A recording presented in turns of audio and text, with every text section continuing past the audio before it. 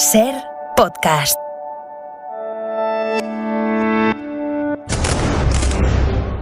Es una de las figuras religiosas más reconocidas del mundo. María Magdalena. Algunos la consideran una poderosa imagen de la redención, otros una mujer perversa. Es una pecadora, una prostituta.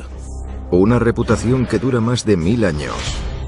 Pero una mujer está decidida a demostrar que fue la madre de la hija de Jesús. Parece embarazada de 9 meses.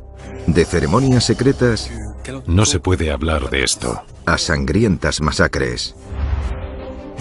Y teorías sobre obras de arte codificadas. O bien es un producto de una imaginación entusiasta o parte del encubrimiento más grande de la historia del cristianismo.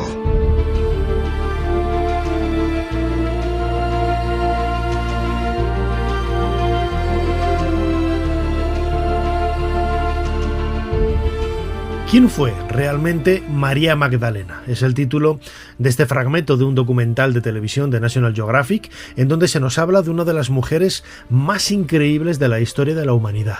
Una mujer que ha tenido valles en su relato biográfico, desde una mujer que se le ha puesto como la gran esposa de Jesús de Nazaret, hasta una prostituta, una mujer de segunda fila, una mujer muy importante luego en la Edad Media, todo ello dependiendo un poco del prisma con el que se le observa. Pero desde luego es un personaje que no deja indiferente a nadie y tiene una importancia vital para entender nuestra propia historia como seres humanos y también el legado del Nuevo Testamento. A ella vamos a dedicar el cronovisor en esta primera parte del programa, pero como siempre decimos, habrá muchos más temas en Ser Historia.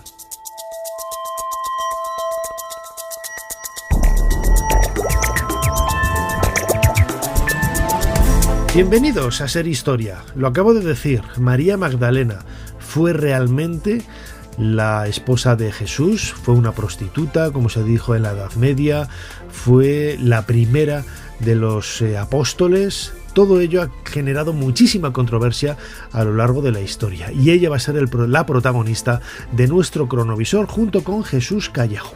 Luego viajaremos a Sevilla, al momento del comienzo de la Guerra Civil, con el golpe de Estado, en el que Horacio Hermoso, alcalde republicano de Sevilla, falleció fusilado unos meses después, pero comenzó con él una historia que queremos recuperar en este programa.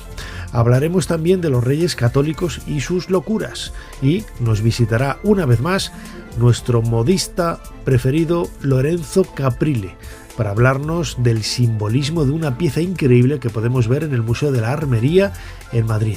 Como siempre, soy Nacho Ares y les doy de nuevo la bienvenida a Ser Historia. Comenzamos.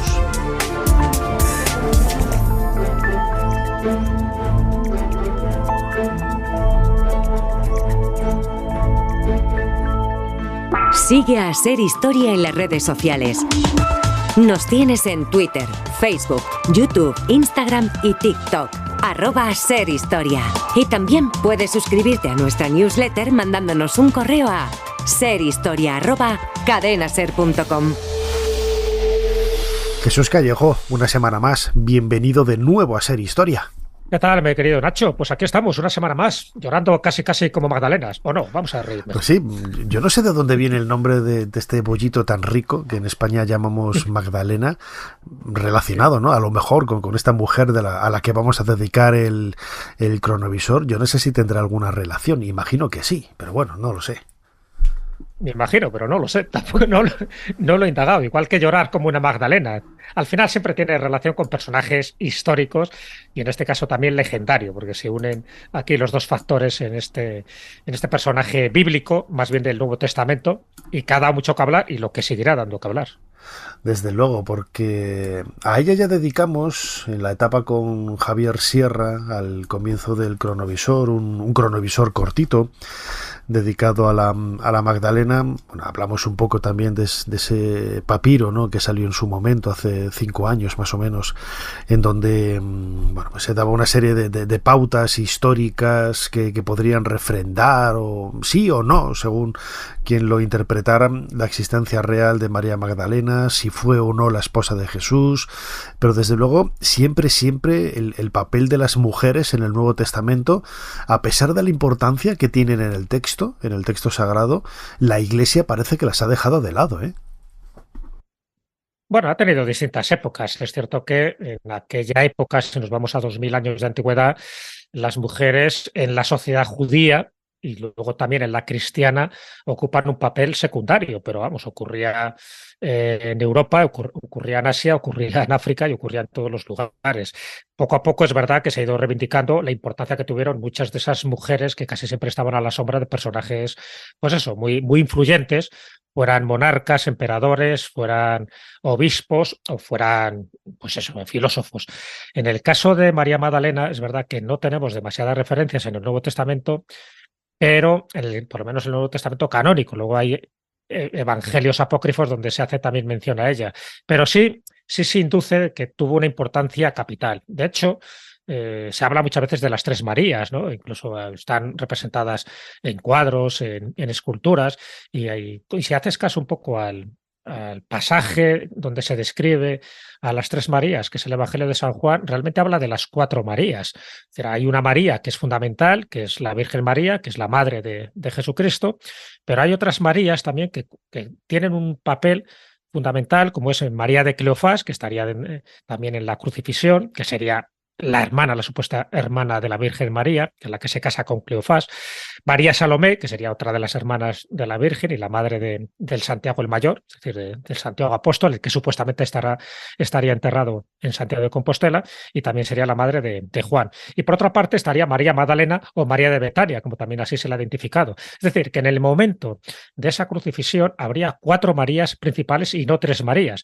Ese protagonismo que tienen las mujeres es mayor de lo que nos han querido demostrar. Y luego, cuando nos vamos a los evangelios apócrifos, y en concreto hablando de María Magdalena, donde ha tenido como distintos avatares, ¿no? Ha pasado de prostituta a santa y ha pasado un poco como una reivindicación femenina a lo largo del tiempo.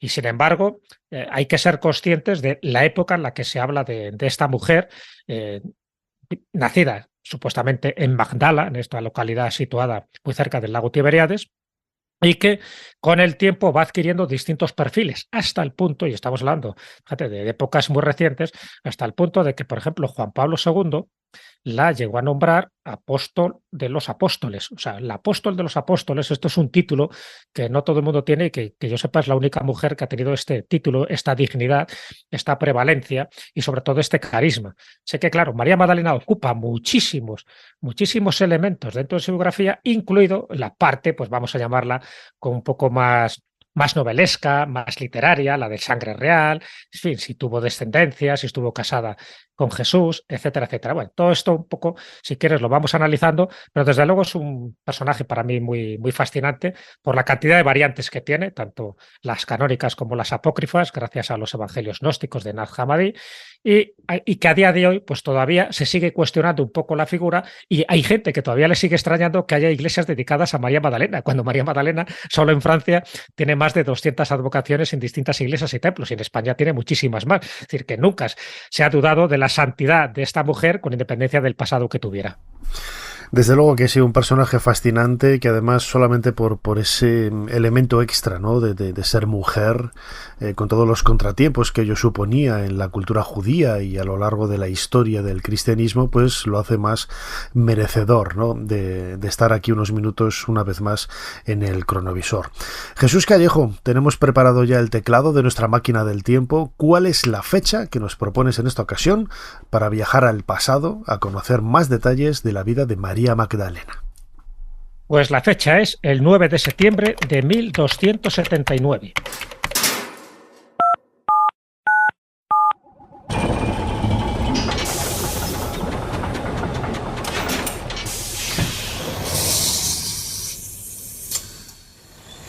Adelante, pasen.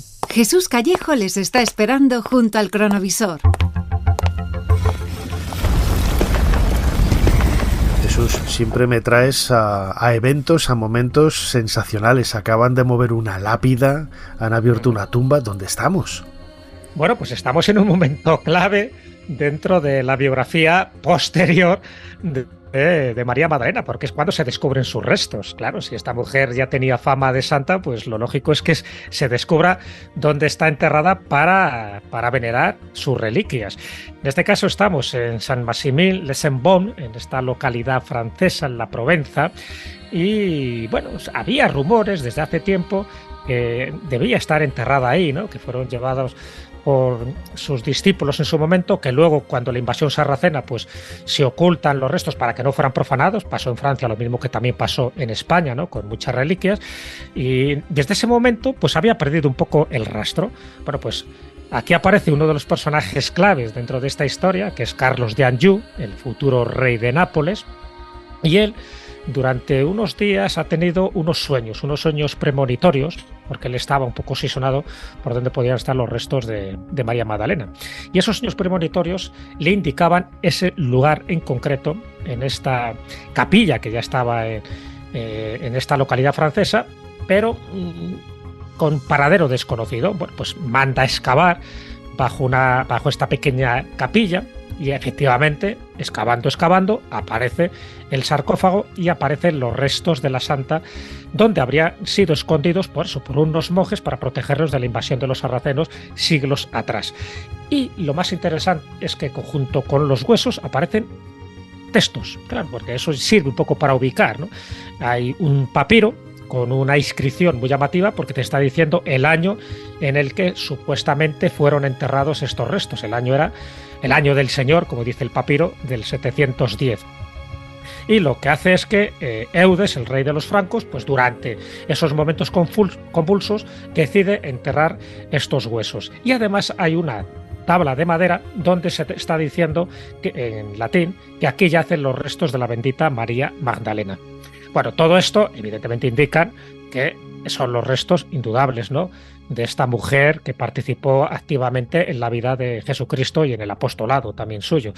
Claro, aquí lo interesante y lo contradictorio, ya sabes que también la polémica, es que ya se venían venerando unos restos de María Magdalena en la abadía de Vézelay, una abadía francesa, benedictina, cluniacense, donde siglos atrás, estamos hablando desde el año 1030, ya se estaban venerando unos restos, y que, según la biografía que en su momento escribió Santiago de la Vorágine, pues decía que ahí estaban los restos. Así que uno de los dos tendrían que ser falsos.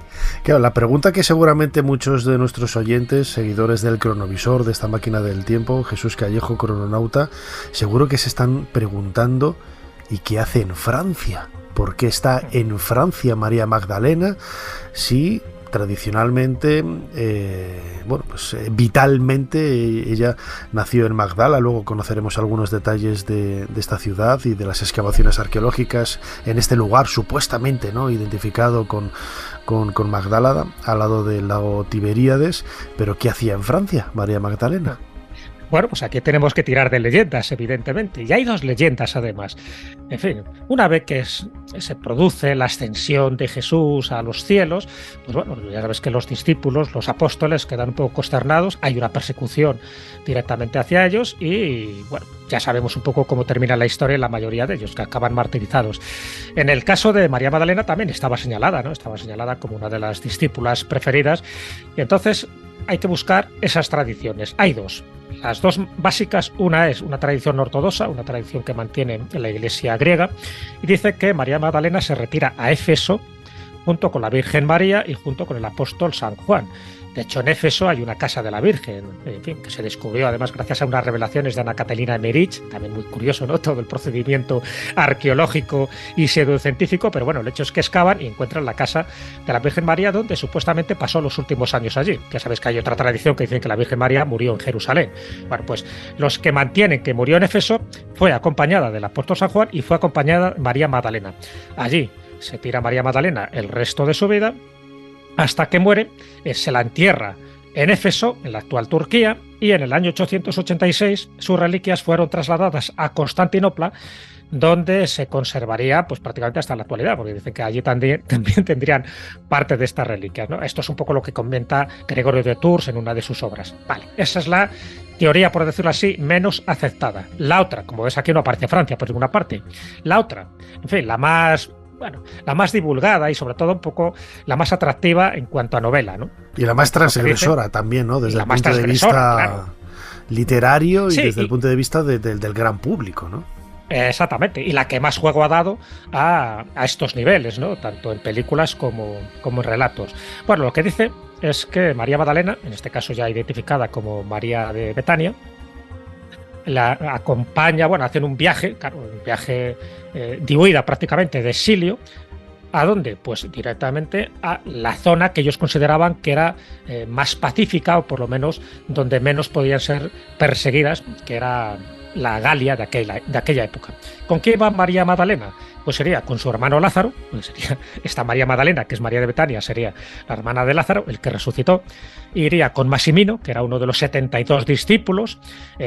Iría también pues acompañado de unos personajes, en fin, bastante llamativos, por lo que ocurre luego posteriormente, porque hay algunos que luego es el que la entierra. Por ejemplo, iría Sidonio, iría las sirvientas Marcela y Sara. Esta sirvienta Sara, el nombre también tiene mucha importancia, porque luego dicen que sería el nombre de una supuesta hija que tuvo María Magdalena. Es decir, que en este viaje, además, ojo, en una barca, aquí viene también un poco la parte milagrosa, le pasa un poco como también a Santiago Apóstol, en una barca que no tiene timón, que no tiene remos, en fin, que milagrosamente la barca pues acaba, ¿no?, en las costas, en estas costas de Francia, en concreto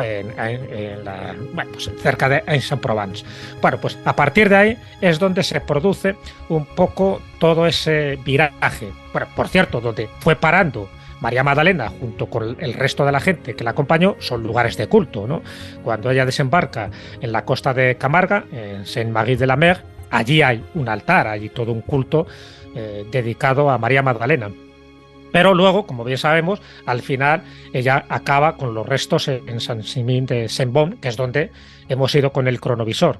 Entonces, a partir de ese momento, todos estos lugares, todas estas ubicaciones en Francia, en la costa francesa, en la Provenza, se convierten como en una ruta de la Magdalena que en distintos periodos y con distintos fieles han ido creando sus capillas hasta, en fin, al lugar importante que sería el que te acabo de comentar, ¿no? Que sería el lugar donde supuestamente está enterrada María Magdalena y sería, por decir así, el epicentro religioso de todo su culto.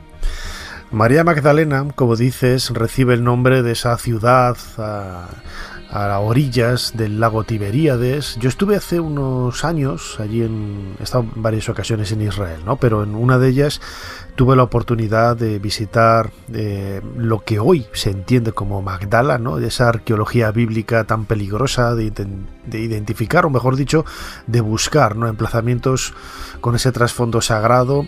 Es cierto que pues no hay una sola evidencia escrita que nos diga que este lugar es Magdala, lo que ha hecho recibir muchas críticas, ¿no?, aparte de ese trasfondo religioso que hay detrás, ¿no?, y que parece que están empujando continuamente la excavación en este lugar.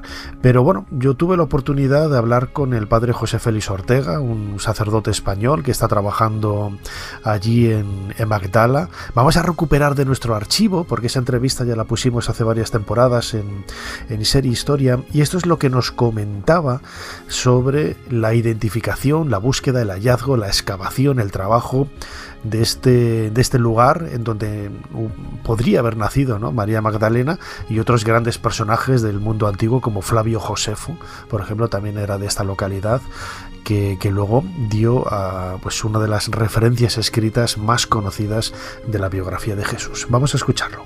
Estamos desde el año 2004 estamos en Jerusalén, porque el Vaticano nos encargó llevar la administración de un centro que se llama Notre Dame de Jerusalén para los peregrinos.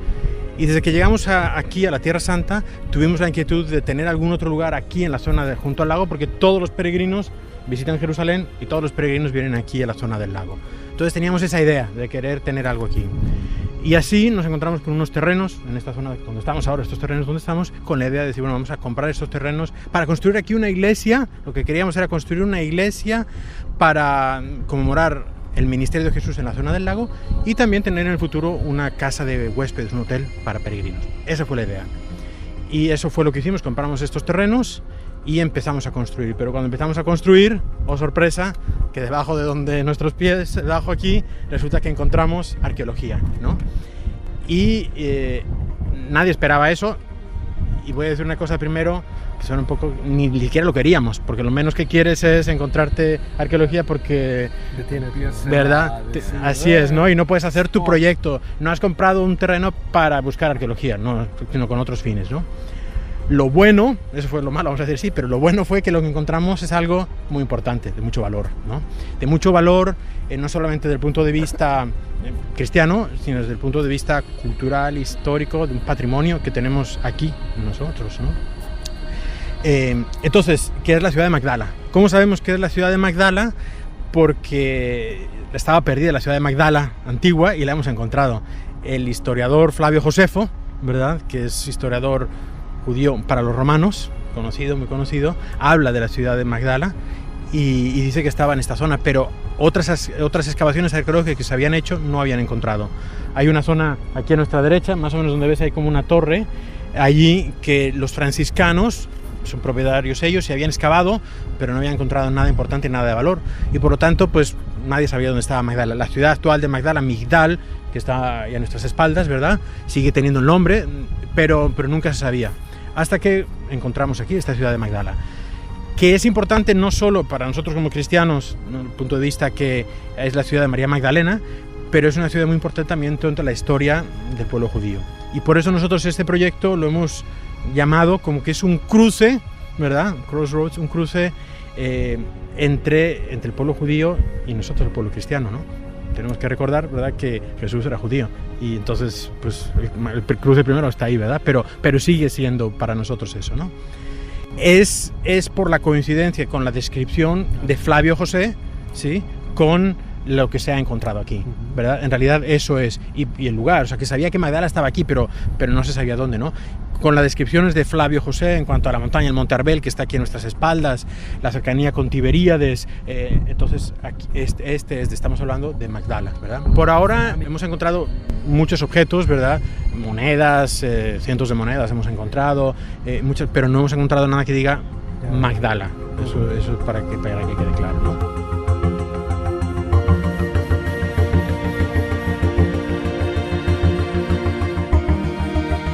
Como decía, toda la arqueología bíblica es un término del siglo XIX que ya prácticamente hoy nadie utiliza, pero que tiene muchos peligros, ¿no? Porque intentar buscar referentes históricos a toda costa, ¿no?, en relación a los escenarios, los lugares donde tradicionalmente se ha desarrollado, ¿no?, la vida de los protagonistas del Nuevo Testamento, en este caso, bueno, pues no deja de tener sus peligros. Jesús Callejo, crononauta, lo comentabas antes, ¿no? Igual de peligroso es esto como intentar reforzar, o mejor dicho, buscar soluciones a esas leyendas, ¿no?, vinculadas a la figura de María Magdalena, su viaje a Francia y también, bueno, pues su vínculo con algunas agrupaciones, órdenes muy misteriosas como los cátaros también, o los templarios, ¿no?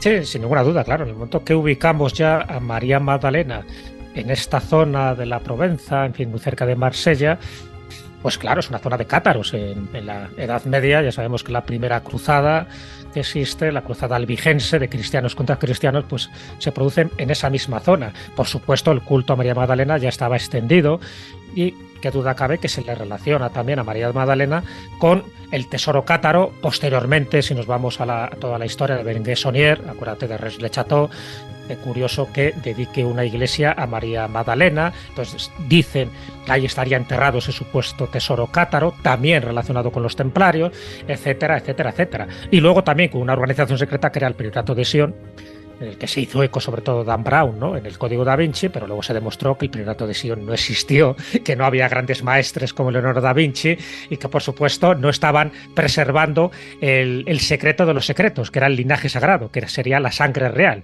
que sería etimológicamente el auténtico grial, la descendencia de Jesús de Nazaret con María Magdalena. En fin, toda esta paranoia, desde mi punto de vista, porque no tiene ninguna credibilidad, no tiene ninguna base real, no tiene ninguna base histórica, pero sí ha servido para que muchas novelas novelas, muchos libros de ensayo, como El Enigma Sagrado, pues se hicieran eco de todo esto. Claro, estamos hablando de una zona pues muy atractiva, muy conflictiva, como era esta zona de los cátaros, de la Provenza y de Marsella, y sobre todo por relacionado con cuevas, como la cueva de Saint-Bon, donde supuestamente fue enterrada originalmente María Magdalena, y de ahí surge un poco ese culto. Pero claro, a la vez que surge el culto, surgen pues muchísimas historias tergiversadas, inventadas, exageradas, y una de ellas, por supuesto la más atractiva, porque son varios libros los que se hicieron eco de esta circunstancia, fue ni más ni menos que la descendencia que pudo haber tenido María Magdalena. Y esa descendencia además tiene nombre, que sería Sara, la hija Sara, hasta el punto, agárrate Nacho, de que... me agarro, aquí estoy bien agarrado a la silla. Sí, pero para que veas un poco cómo va derivando este tipo de cosas. A mí que me gusta un poco buscar los orígenes de las tradiciones y las génesis, ¿no?, de algunas creencias, pues dice, bueno, cómo se disparata, ¿no? En este caso, Sara la Cali, que es la patrona de los gitanos, venerado en Saint-Marie de la Mer, pues dicen que era esta, la hija de Jesús y María Magdalena, cuando ellos para nada han alegado esto. Pero claro, utilizan esta Sara que iba en esta barca sin velas, ¿no? En fin, cuando se produce este exilio, y esta Sara, que era una sirvienta, no tiene nada que ver con la Sara descendiente, y no tiene nada que ver con el culto local que tienen los gitanos franceses de esa zona, ¿no? Que es Sara la Cali, que es Sara la Negra, por cierto. Bueno, tiene que ver con otras derivaciones, pero cómo cogen un nombre que es Sara y van mezclándolo, ¿sabes? Como si hiciera una mistura, y al final, pues yo creo que lo que es liando la madeja. Van liando la madeja, que al final ya la gente no sabe muy bien si tuvo descendencia o no tuvo descendencia. Para mí no, vamos, yo lo que he leído, en fin, y algo me he empapado de toda esta historia, todas las obras que hacen mención a esta supuesta descendencia, estoy hablando del Enigma Sagrado, estoy hablando de la Revelación de los Templarios, estoy hablando de la obra de Peter Berlin, por ejemplo, la de Los Hijos del Grial, estoy hablando de Dan Brown, o estoy hablando incluso de la obra de Margaret Starby, que se titula María Magdalena, la esposa de Jesús. Pues desde mi punto de vista, ninguno tiene ninguna base real. Claro, es un tema muy polémico, ¿no? La figura de Jesús, a nadie se le pasa por la cabeza que un judío del siglo I pues no estuviera casado, ¿no? Y claro, buscando, ¿no?, y leyendo entre líneas en esos textos, bien apócrifos o bien los textos canónicos del Nuevo Testamento, los evangelios de Mateo, Marcos, Lucas y Juan, siempre se ha intentado ver, ¿no?, alguna relación entre María Magdalena y Jesús, incluso las bodas de Caná, ¿no? Se ha llegado a decir que era la propia boda de Jesús, donde apareció su familia, donde se menciona a sus hermanos, etcétera. Y bueno, la Iglesia, siempre por dar ese halo de santidad, de unicidad, ¿no?, a la figura de Jesús, siempre ha estado echando balones fuera, diciendo que no, que ese término no es hermano, sino que son primos o son hijos de José de un matrimonio anterior, que Jesús nunca estuvo casado, pues por dar ese aspecto también que luego los sacerdotes, ¿no?, han hecho gala, algunos de ellos, a lo largo de 2000 años, ¿no?, del celibato, etcétera, ¿no? Todo ello crea un espectro bastante singular, ¿no?, desde el punto de vista ideológico, y María Magdalena está en el centro de la diana, como si fuera la esposa de Jesús. Sí, bueno, sí, de hecho la tratan en algunas obras teológicas, ¿no?, posteriores, porque siempre hubo esta polémica. Claro, a ver, ten en cuenta que los que quieran un poco atacar los fundamentos del cristianismo, si tú atacas, por ejemplo, pues eso, que Jesús no era el que nos han contado, sino que al final pues se casó, que tuvo descendencia, pues hombre, algo se va perdiendo un poco de esa figura mística. Si encima, además, intentas demostrar, como han intentado hacer algunos, que Jesús no resucitó, que se puede encontrar su tumba, de hecho ya sabes que hay 7 tumbas distribuidas por el mundo, ¿no?, donde dice que está enterrado Jesús. Bueno, pues si al final llegas a demostrar que no resucita, que todo lo de la crucifixión fue una especie de parodia o de obra teatral y que realmente él murió, pues te estás cargando uno de los fundamentos básicos del cristianismo, que es la resurrección. Entonces, bueno, por ahí es donde suelen atacar muchas veces pues teólogos que no, dentro de los teólogos cristianos, pues ya sabes, estaban desde los arrianos y actualmente pues desde los evangélicos, los protestantes, los testigos de Jehová, incluso los mormones. Todos son cristianos, pero cada uno tiene una visión distinta, ¿no?, de la vida vida y de la obra de Jesús, y por supuesto de la gente que le rodeó. De hecho, también se ha hablado, ¿no?, de que en la última cena Juan, el discípulo amado, en fin, ese que su cabeza queda recostada en el hombro, dicen que no es realmente San Juan, sino que sería María Magdalena. En fin, que todo eso es lo que hace un totum revolutum.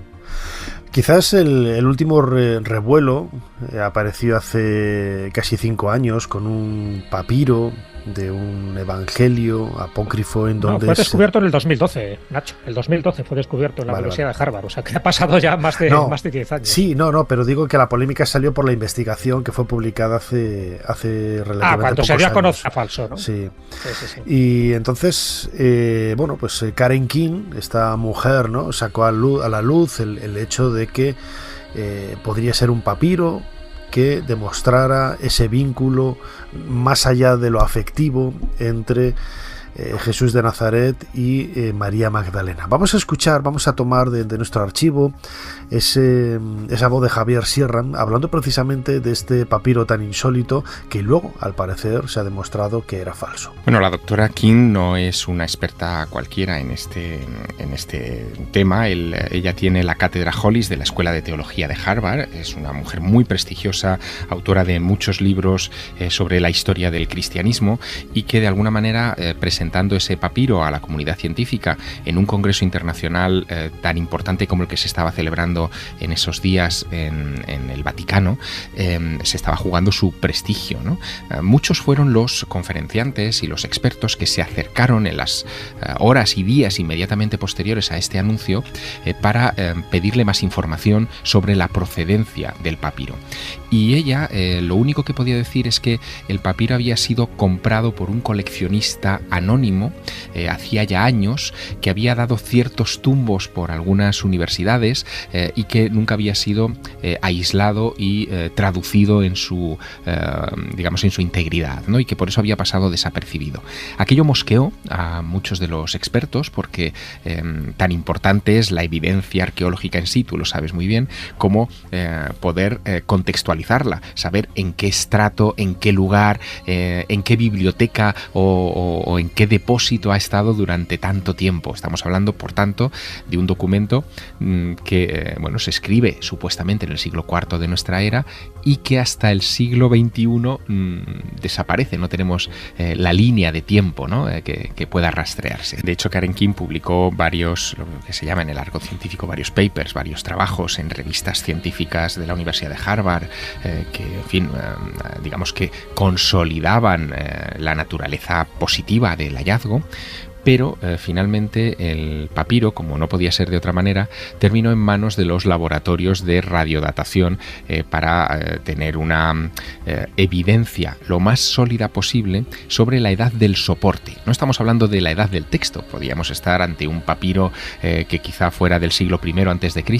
y que fuese escrito en el siglo III o siglo IV de nuestra era, pero al menos nos daría una visión, una certificación de la autenticidad del soporte. Bueno, se hicieron esos análisis de radiocarbono, de carbono 14, surgieron primero unos datos un tanto confusos sobre su naturaleza, que los situaban más o menos en la época que decía la doctora King, pero nuevos análisis hechos con un microscopio Raman mucho más preciso pudieron ya fecharlo, y la fecha daba siglo VII-VIII de nuestra era. Es decir, nos estábamos yendo mucho más adelante en el tiempo. Pero es que además surgió la sospecha de que la inscripción, el texto que estaba ahí escrito, hubiese sido hecho en tiempos recientes, hubiese sido fruto de una falsificación contemporánea.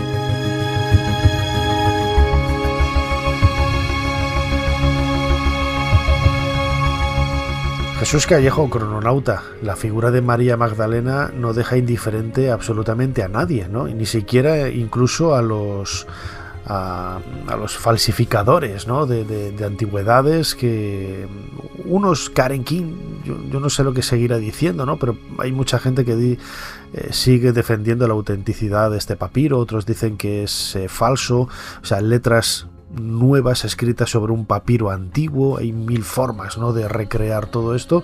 Yo no soy experto, no soy filólogo ni epigrafista de griego ni nada parecido, y me fío un poco de lo que dicen los expertos, ¿no?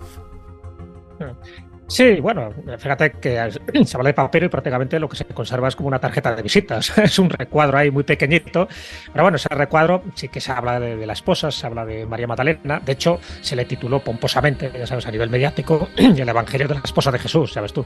El Evangelio es un trocito de nada. Pero bueno, un poco en la línea, si al final se demuestra lo que hemos escuchado, ¿no?, a Javier Sierra, que es una falsificación y que procede como mínimo del siglo VII, o sea que, bueno, no tiene nada que ver con la época de Jesús. Pero no es el único caso, ¿no?, donde intentan atribuir ese supuesto enamoramiento y luego boda con María Magdalena. De hecho, si nos vamos ya directamente a los evangelios apócrifos y también a los gnósticos, pues ahí sí que encontramos una serie de evidencias muy llamativas, ¿no? No tanto en el evangelio de Pedro, en este evangelio apócrifo, porque bueno, solo habla un poco de María Magdalena en su papel como testigo de la resurrección de Jesús, pero si nos vamos a dos que aparecieron en Az-Hammadi en 1945, sí que en Egipto, siempre hay que mencionar Egipto, claro que sí. Hombre, en Az-Hammadi, evidentemente, hombre, es evidente, ¿no?, que aquí Egipto ocupa un papel fundamental en cuanto al desciframiento de estos datos ocultos que revelan un poco más la personalidad de María Magdalena. Entonces hay dos de esos evangelios, que es el evangelio de Tomás y el evangelio de Felipe, donde sí nos dan una serie de datos, porque eso sí que está comprobado que son auténticos, son reales estos evangelios, sí nos dan una serie de datos muy significativos sobre María Magdalena. En el caso del evangelio de Tomás, pues aparece mencionada como discípula muy cercana a Jesús, ¿no? Mucho más cercana algunas veces que el resto de los apóstoles, lo cual eso creaba, como te puedes imaginar, también disensiones, creaban envidias, creaban rivalidades, sobre todo con Pedro, ¿no? Pedro era un poco como el cabeza más visible de todos estos discípulos y no le gustaba que Jesús tuviera esta relación tan cercana. Pero es que si nos vamos al evangelio de Felipe, a este otro evangelio gnóstico, ya se la considera como compañera y de hecho se dice que caminaban continuamente con el Señor, hacen referencia a Jesús, tanto su madre María como la hermana y María Magdalena. Cuando habla de la hermana, unos dicen que era la hermana de María, otros dicen que podía ser una hermana de Jesús y otros hablan de que no tiene nada que ver con eso, lo que tú decías, que hermana hay que atribuirlo a una especie de primo de prima.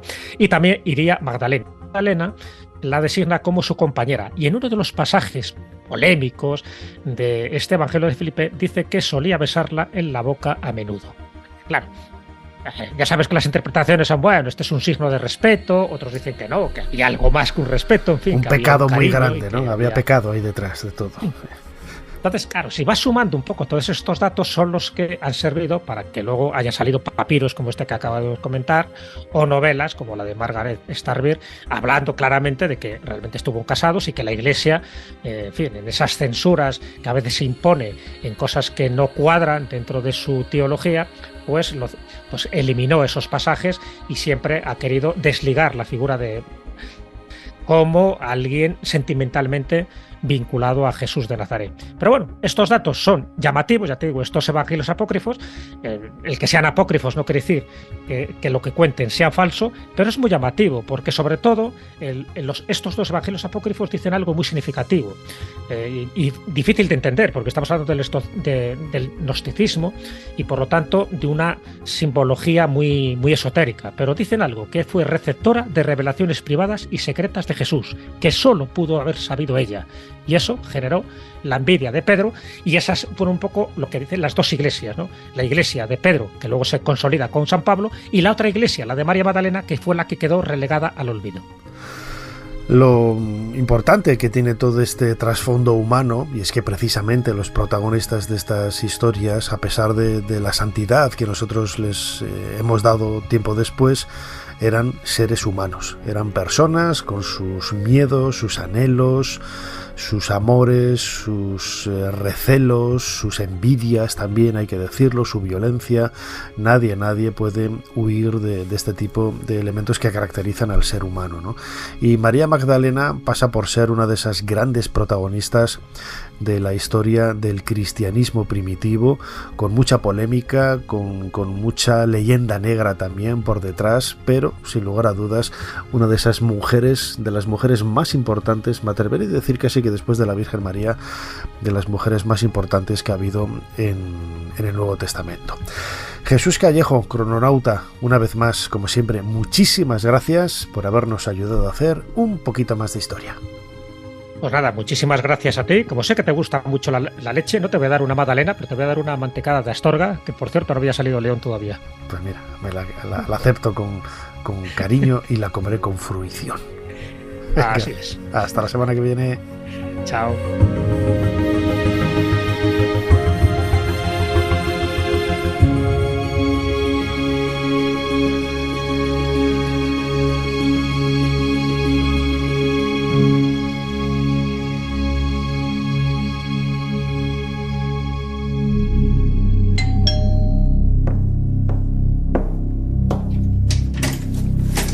Traigo una carta certificada para el señor Heinrich Himmler. Soy yo. Firme aquí.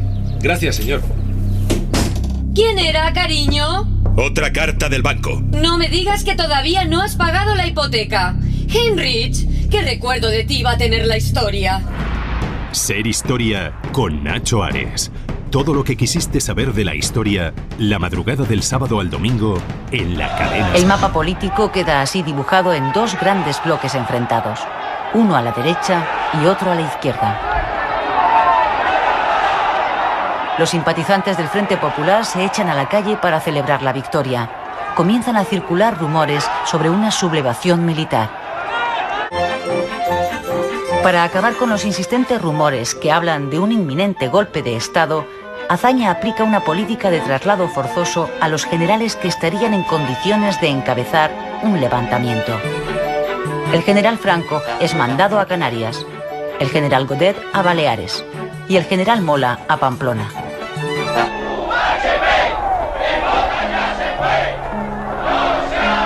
A partir de las elecciones, la radicalización de la política es cada vez más clara.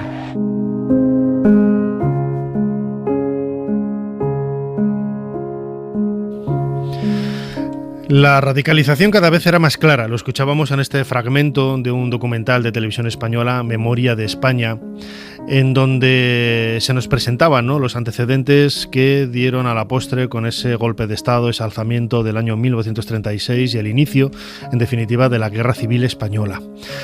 Cada uno la vivió pues dependiendo un poco del sitio donde le tocara, ¿no? O sea, y hubo gente que no estaba de acuerdo con las ideas de los grupos sociales que le rodeaban, otros que sí, otros, y la mayoría de las personas yo creo que ni les iba ni les venía, ¿no? Ellos querían solamente estabilidad, paz, un poco de dinero para poder comprar pan, alimentar a ellos mismos y sus familias, y todo eso de la noche a la mañana se vino abajo con ese golpe de Estado.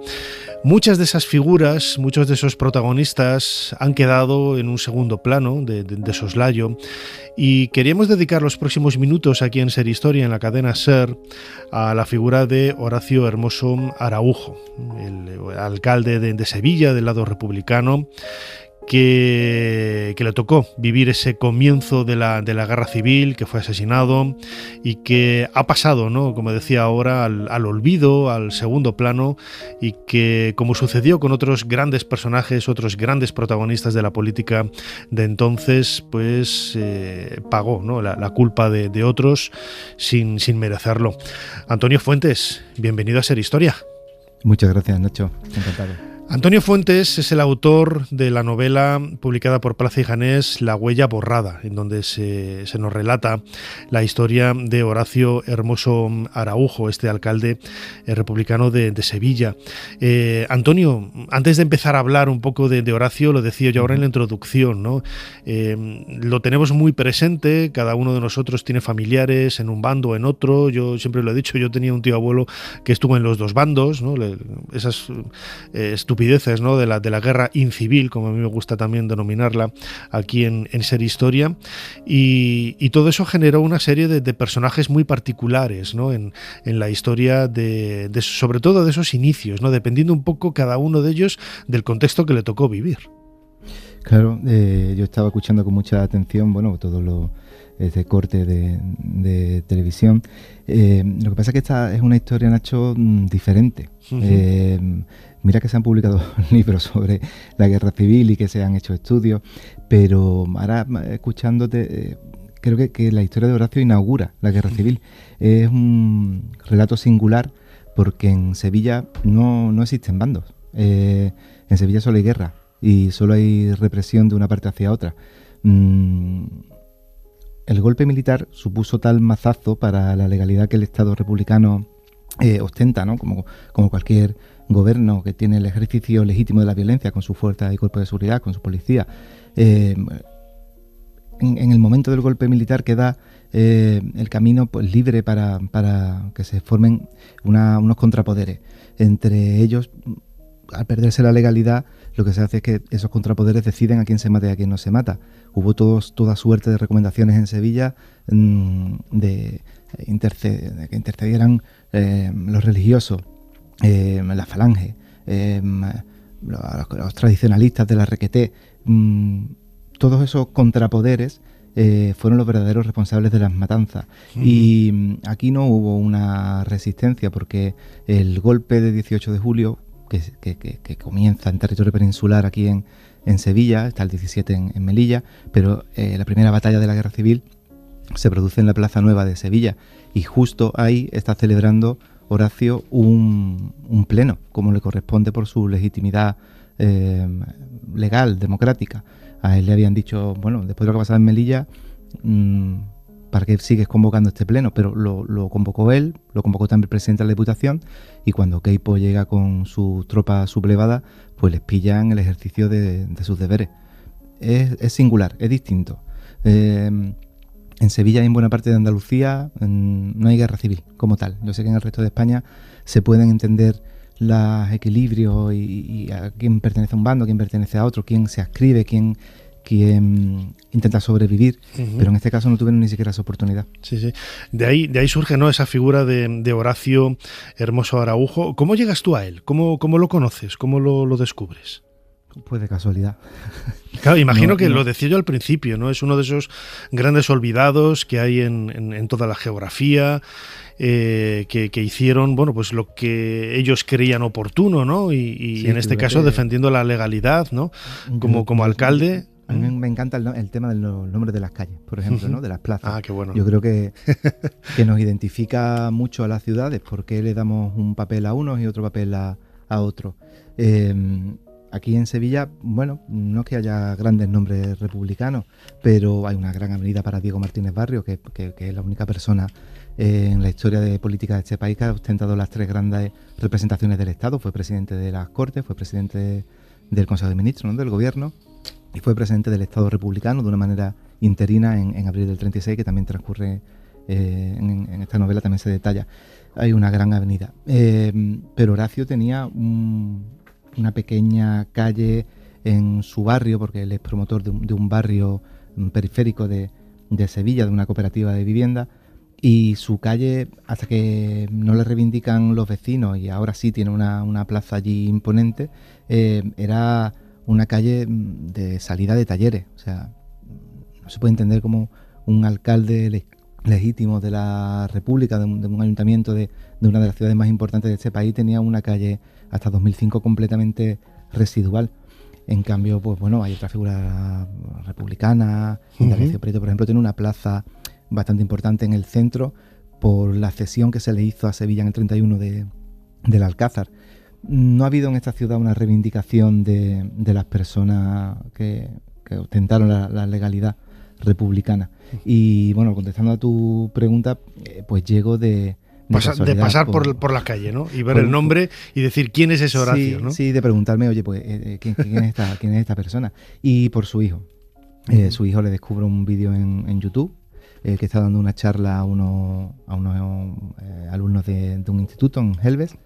No sé si hoy día podría repetirse una charla así, con todo el tema del PIN parental y con todas las restricciones que tienen los profesores, pero esa profesora fue valiente, o bueno, lo entendió como normal, invitó a un republicano, algo que para esos chavales de 15 y 16 años le parecía tan raro, eso que es un republicano. Y el hombre hablaba de la guerra civil, de la Segunda Guerra Mundial, y a mí la verdad que me cautivó cómo hablaba. Y sobre todo, cuando le preguntaron cómo sabía tanto de ese periodo histórico, él dijo, bueno, es que mi padre era el último alcalde republicano de Sevilla. Y son los propios chavales los que le insisten, ¿por qué no cuenta usted su historia? Y el hombre empieza a contar un poco de su historia y a mí me fascina, pero me fascina sobre todo un pasaje que es con el que empiezo la novela, que es la última vez que ve a su padre. Y él decía que estaba despierto, pero que se hizo el dormido sin saber por qué. Y le vio salir de la habitación y fue la última vez que lo ve. Sí, con ese traje blanco y ese sombrero, sí, ¿no? Tan yo tengo característico. Un hijo de esa edad y no sé, pensar que de un día a otro puede ser la última vez que veas a tu padre. Y recuerdo que él, con más de 90 años, este hijo, se preguntaba por qué, porque se hizo el dormido. Y estuvo atormentándose durante mucho tiempo. Después él se consolaba. Ese mazazo que te comentaba del 18 de julio es que ha tenido una repercusión brutal en este país y en muchas familias. Yo veo cómo se llama el acto reflejo de la tragedia. Van reproduciendo esa tragedia, no se les olvida, no se les pasa y eso sigue existiendo. Están falleciendo esas personas con más de 90 años, pero la tragedia continúa. Eso tenemos que contarlo bien, que divulgarlo bien, con la educación, como te contaba, con el instituto, con la cultura, que son las dos grandes herramientas para divulgar las historias, y que las generaciones de mi hijo, por ejemplo, no hereden este tema de la guerra civil. Esto hay que contarlo ya como fue, bien, con documentación, yo lo he hecho, con 5 años documentándome, y bueno, aquí aporto mi versión de lo que pasó en Sevilla. Además quizás uno de los aspectos más característicos, ¿no?, de tu novela, es más allá de ese conflicto político y social, es el elemento humano, ¿no? El elemento humano, lo que tú decías ahora, ¿no?, del por qué. ¿Por qué? ¿No? O sea, no solamente el por qué hacerse esa pregunta de hacerse el dormido, ¿no?, y no despedirse en condiciones de su padre, el que iba a saber, ¿no?, que lo iban a matar luego. Pero la propia pregunta, ¿no?, de por qué lo mataron, es que es tan absurdo todo, visto ahora casi con un siglo de horizonte, ¿no?, intermedio, un poco menos, pero es realmente muy, muy absurdo. Y ese elemento humano, ¿no?, es lo que caracteriza muchas de estas historias de la guerra civil.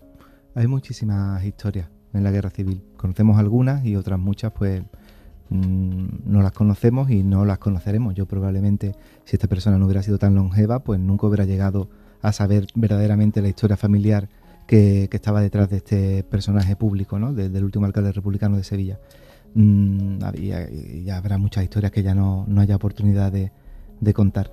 No sé, aquí el tema de por qué le matan, yo creo que es el gran hilo conductor de la novela. ¿Por qué? Porque era el último alcalde, muy bien, bueno, pero es que hay un hecho que sucede en la familia, que cuando ya lleva prácticamente 3 meses en la cárcel, detenido en la prisión de La Ranilla, aunque después en Sevilla hubo otras cárceles improvisadas, teatros y cines y tal, y van pasando de un sitio a otro a los detenidos, preguntan por él. La familia tiene a un cónsul entre la familia, está casado con una tía de su madre, el cónsul de Bélgica, y le dicen, oye, ¿puedes interceder ante Queipo? Y le preguntas qué pasa con el alcalde, qué pasa. Y el cónsul de Bélgica dice, bueno, vale, yo voy pero me voy a hacer acompañar del cónsul de Italia, que somos conocidos, y bueno, y él, pues, el enviado de Mussolini ya... Es más del otro bando para que no me miren mal. Claro, y tiene ya aquí tropas, pues, sí. Y se llevan bien, es un chaval joven, el cónsul italiano, entonces van los dos ante Queipo.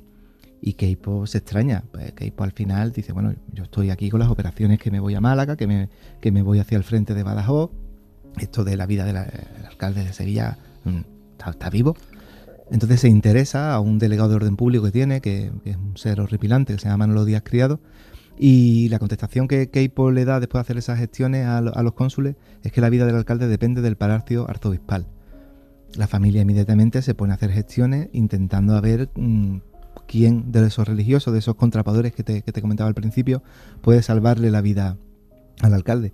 Y en 15 días de esas gestiones, hablando con personas muy influyentes, la mano derecha prácticamente del cardenal, no lo consiguen. Claro, la versión que se queda la familia es que la vida del alcalde pues dependía realmente del Palacio Arzobispal. ¿Por qué? Porque era un clamor en Sevilla que ese alcalde había propiciado que la Semana Santa de ese año del 36 se celebrara, cuando en los anteriores años republicanos, sobre todo los que había gobernado los partidos de la coalición de republicanos socialistas, pues las clases acomodadas, las élites, esa oligarquía agraria potente de aquí de Andalucía, en alianza con los monarcas que quedaban, con algunos comerciantes, pues la habían boicoteado. Entonces eso es un clamor en Sevilla. Todo el mundo sabe que ese alcalde ha impulsado y ha facilitado que se organice y que se celebre la Semana Santa en la calle, y bueno, y eso pudo costarle la vida. Esa por lo menos fue la versión que se quedó de familia, y es uno de las tramas principales de esta novela. Es una historia realmente increíble, ¿no? Lo decías ahora, ¿no?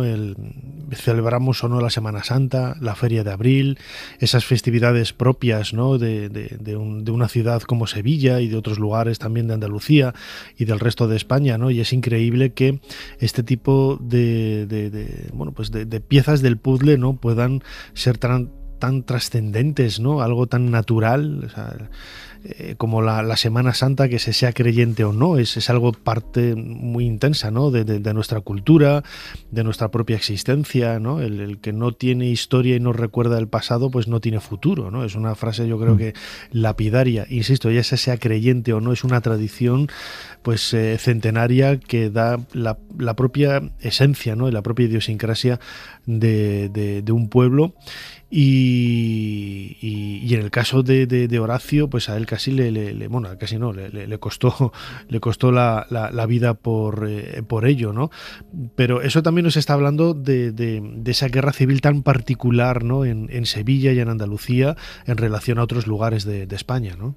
Bueno, yo lo que hago en esta novela sobre todo es reivindicar unas personas que pensaron que otro tipo de España era posible, distinto a la que veníamos, la que venía desde el medievo, ¿no? Esa triada, entre monarquía, ejército e iglesia.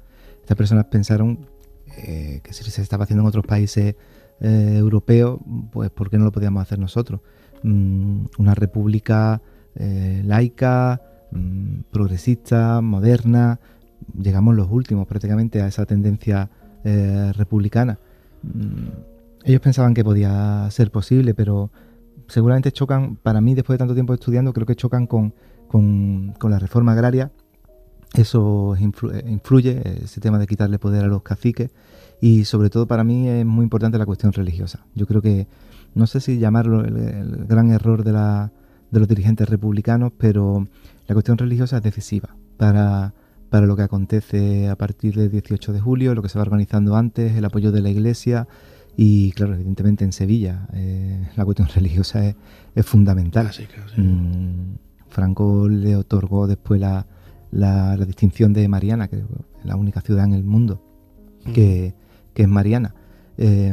Aquí es muy importante, y la Semana Santa pues es una manifestación popular que aúna muchas cuestiones. La Semana Santa en Sevilla, y creo que en otros territorios de Andalucía donde está muy arraigada, es por supuesto una celebración religiosa, pero también es turismo, es economía, es política, es liturgia, es identidad personal y de los barrios.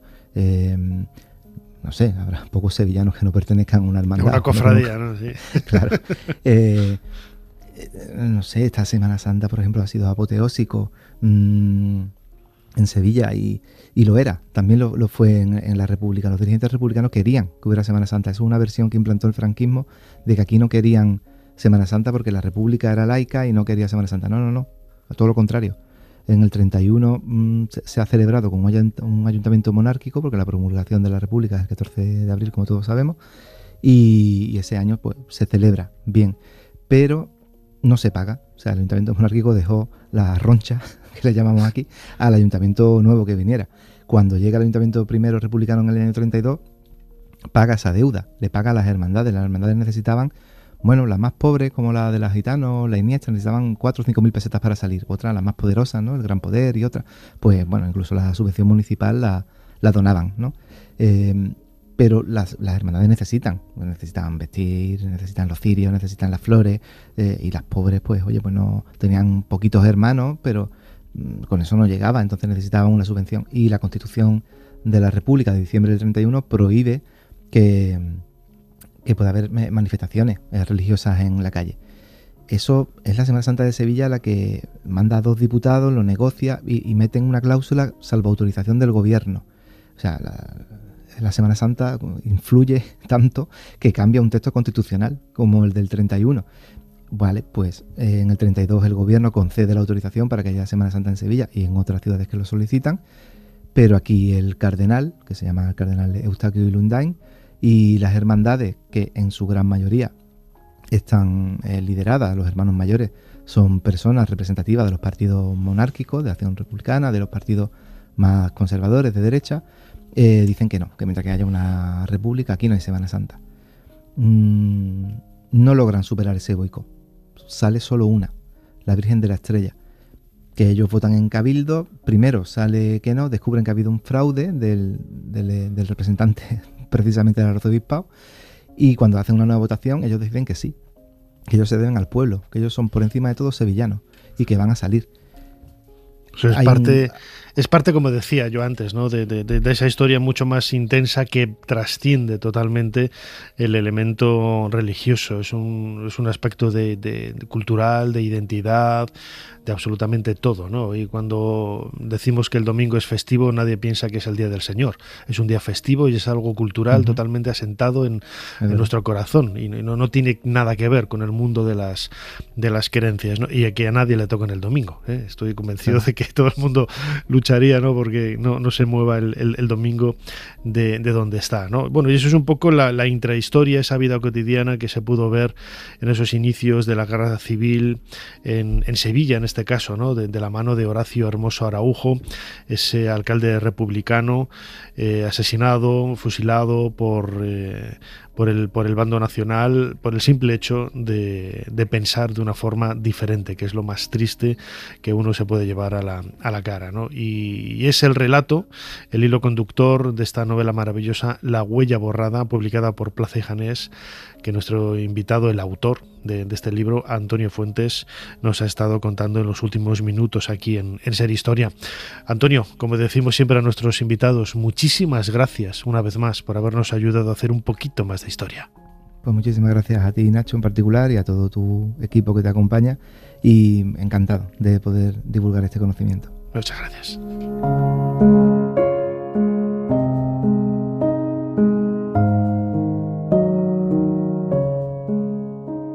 Esos políticos se buscarán cualquier otra excusa para perseguirme y hacerme la vida imposible.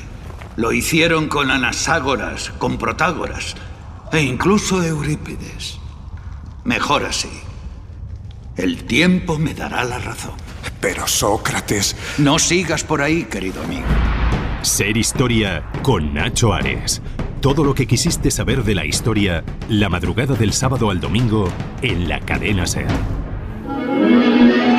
Think pink. Think pink when you shop for summer clothes.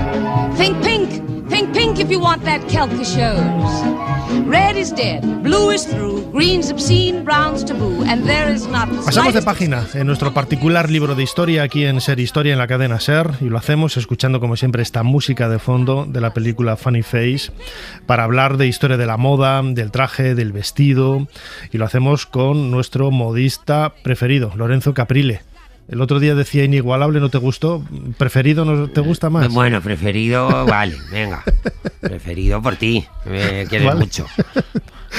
Bueno, Lorenzo, hoy nos querías hablar precisamente de la historia del traje y de algunos complementos, de algunos elementos que podemos encontrar en las colecciones reales, ¿no? Pues mira, he tenido el privilegio, porque está a punto de inaugurarse después de muchos años de problemas burocráticos y en fin, ya sabemos cómo es nuestro bendito París.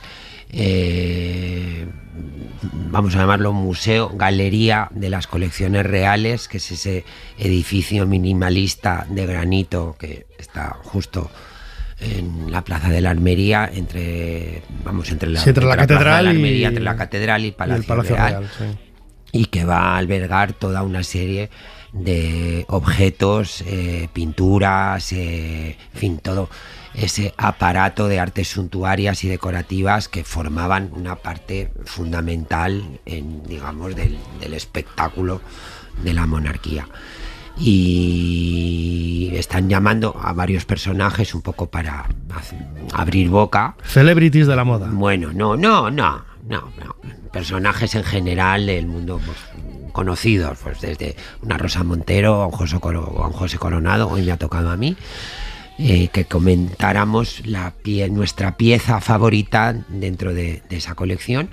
Y yo he elegido una pieza espectacular, única en el mundo, que a primera vista parece un tapiz y no es un tapiz. Yo cuando lo he visto parecía un tapiz y me has dicho que es una alfombra. Una alfombra bordada completamente a mano por uno de los principales bordadores del siglo XVIII español, que fue don Antonio Gómez de los Ríos.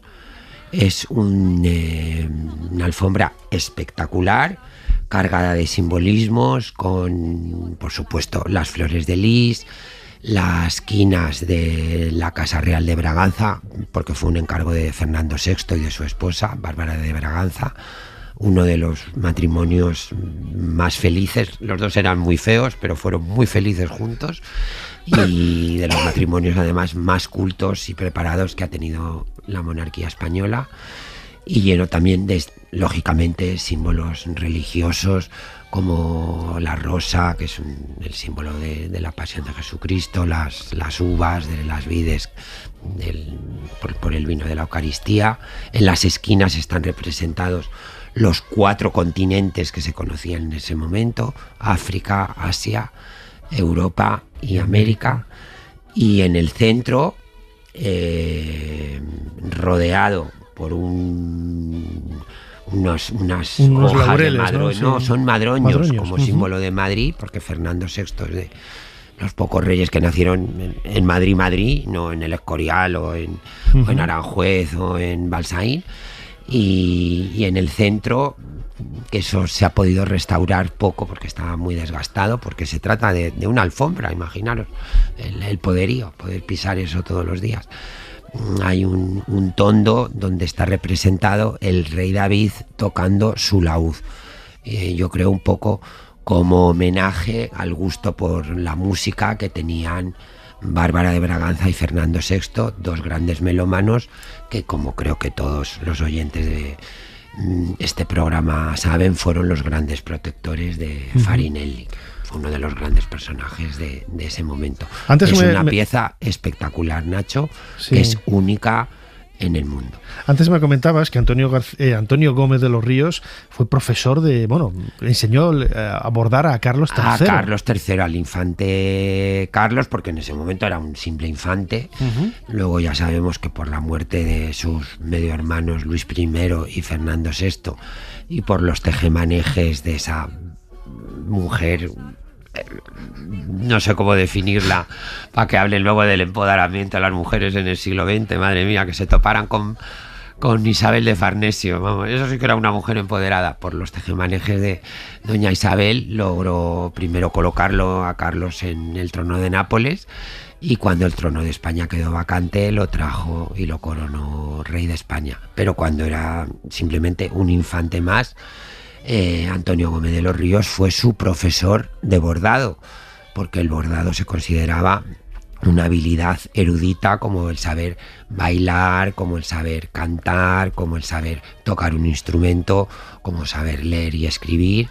O sea, ahora que hablamos tanto de la igualdad de los sexos y de todo este melón que no voy a abrir aquí, pues bueno, en el siglo XVIII a los infantes se les enseñaba, por supuesto, a bordar, porque se consideraba un arte erudito y exquisito propio de un cortesano, y más de un infante, lógicamente. Antes has estado hablando de algunos de los símbolos que aparecen reflejados en esta alfombra. Eso, por desgracia, es un aspecto que se ha perdido. Yo no sé si en tu taller, tú como modista, te han encargado en ocasiones algún diseño donde incluyes un elemento que tenga ese simbolismo mágico, entre comillas, o que dé personalidad, carácter. Se ha perdido todo. Se ha perdido mucho, no. Qué pena. Algunas clientas me piden, mira, este es un recuerdo de mi abuela, entonces trae algún encaje o pues, alguna estampita o algún esboto que lo metamos en el forro. Y bueno, pues dentro de esta simbología, vamos a llamarla así, la anécdota más curiosa, pues un matrimonio, un amigo que siguen siendo súper amigos míos, una pareja maravillosa. Bueno, cuando se casaron, Javier, que es súper hincha del Atlético de Madrid, como lo soy yo, me pidió a escondidas de la novia de Tatiana que le bordáramos en el vestido el escudo del Atleti, cosa que hicimos, claro, para gran risa de Tatiana cuando lo descubrió, ya casadísima, cuando se recogió la cola, de repente vio ahí una mancha de color hinchis y ¿pero qué es esto? Y descubrió que en su traje de novia llevaba bordado el escudo del Real Madrid, pero vamos, del Atlético, no tiene nada que ver con Madrid, toda la simbología de esta alfombra. Y ni siquiera los colores, ¿no? Que siempre han tenido ese significado también. Absoluto. Los colores, el lenguaje de los colores otro día. Si quieres me lo preparo bien y hablamos de la simbología de los colores. Todo eso se ha perdido, cada color estaba asociado a una determinada clase social o a una determinada situación, y no por el color en sí, sino por el precio de los tintes para obtener ese color. En ese sentido, el tinte más caro en absoluto era el tinte rojo, que primero se obtenía de un molusco con un nombre impronunciable, de estos que se necesitan 4.000 moluscos, que se mueren 20 niños asfixiados para coger estos moluscos en el fondo del Mediterráneo, para extraer esta especie de baba que producía ese color púrpura típico de las togas romanas. Y luego ya, con el descubrimiento del Nuevo Mundo, se importó la cochinilla, que es este insecto que produce este color rojo, que de hecho la isla de La Palma fue una de las grandes potencias en el siglo XIX de cochinilla de este tinte rojo, que era carísimo. De hecho, la curia romana, ¿de qué color viste? De rojo. Para demostrar pues todo lo contrario de lo que predican, pues que somos muy poderosos y riquísimos y nos podemos permitir vestir de rojo de la cabeza a los pies. En este sentido, hay mucho simbolismo en este tapiz, porque predomina, perdón, me he equivocado, no es un tapiz, que es parece un tapiz, pero es que es una alfombra. Yo cuando lo he visto en la fotografía, es una alfombra, es que la pisaban todos los días, porque estaba en el oratorio privado de los reyes. Hay un gran simbolismo en los colores porque predomina el azul, que como todos sabéis, el azul es el color emblemático de la casa Borbón. Ese azul, al igual que la flor de lis, al igual que la flor de lis, que está absolutamente representada en esta alfombra. Bueno, pues luego otro detalle, que siempre te interrumpo, Nacho. Antonio Gómez de los Ríos fue pionero en firmar sus obras. Es verdad. Es una de las, digamos, grandes incógnitas o grandes lacras de los que estudiamos textil, moda, indumentaria, como lo queramos llamar, que prácticamente en la mayoría de los casos desconocemos la autoría de estas joyas, de estas obras de arte, artesanía, como las queramos llamar. No sabemos quién cosió, quién bordó esos trajes maravillosos que vemos en los retratos de cualquier museo. Vamos, el Prado está lleno de estos retratos espectaculares de las infantas con estos trajes impresionantes. Si te pones a rebuscar en los archivos aparece algún nombre, pero era muy raro, se consideraba un oficio más. Y Antonio Gómez de los Ríos fue de los primeros en empezar a firmar sus obras, porque él se consideraba un artista de pleno derecho. De hecho, la técnica utilizada en esta alfombra es la técnica que en bordado denominamos matizado, que es la pintura a la aguja. O sea, de lejos prácticamente parece un óleo, porque está la habilidad del bordador y de su equipo con todos los matices que hay en todas las flores, en ese ramo de madroños, que desde lejos parece realmente una pintura.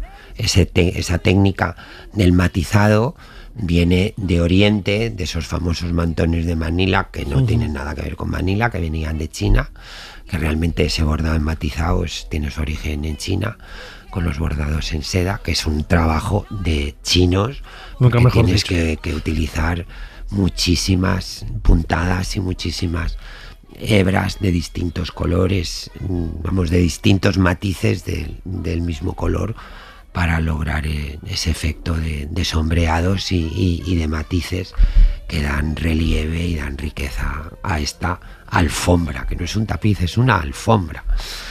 Una joya, desde luego, en las colecciones reales, en el Palacio Real de Madrid. Que esperemos que podamos visitarlo pronto. Según me dicen mis amigas de patrimonio, Leticia Ruiz y Pilar Benito, si Dios quiere, de aquí al verano, no sabe muy bien, junio o julio, porque dependen de las grandes autoridades, que ya sabes que organizar una inauguración de ese tipo es un follón. Hay que cuadrar agendas. Hay que cuadrar todas estas agendas, además estamos en el año electoral, con lo cual, en fin, va a ser un poco complicado, pero yo creo que a lo largo del verano ya todos los visitantes de a pie podremos disfrutar de estas colecciones, que son absolutamente maravillosas, con piezas únicas en el mundo, Nacho. Muy bien, Lorenzo Caprile, modista, como siempre, muchísimas gracias una vez más por habernos ayudado a hacer un poquito más de historia.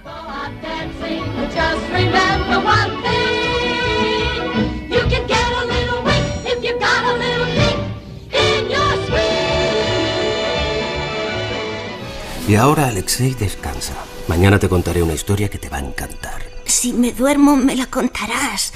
No te irás. A ninguna parte. Ahora descansa. Rasputín, no sé cómo agradecerte todo lo que... Alguien debe quedarse al lado del niño mientras duerma.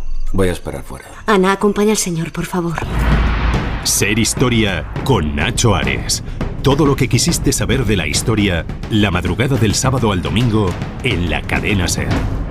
Fue un rey, en ese sentido, un rey muy guerrero, porque en realidad, aunque él tenía instructores o tenía profesores que le hablaban de literatura, de arte, no sé qué, pero donde el padre básicamente lo que era un rey muy guerrero, y como llevaba al hijo con él, pues él desde muy jovencito, desde muy pequeño, pues estuvo muy imbricado en tareas de estas políticas, en tareas de gobierno y en tareas militares.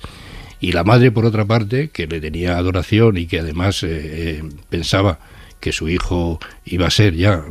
pues la madre sí tenía una especie de deseo de que el hijo, evidentemente, pues tuviera una actuación ya de mayor, incluso mejor que la del padre.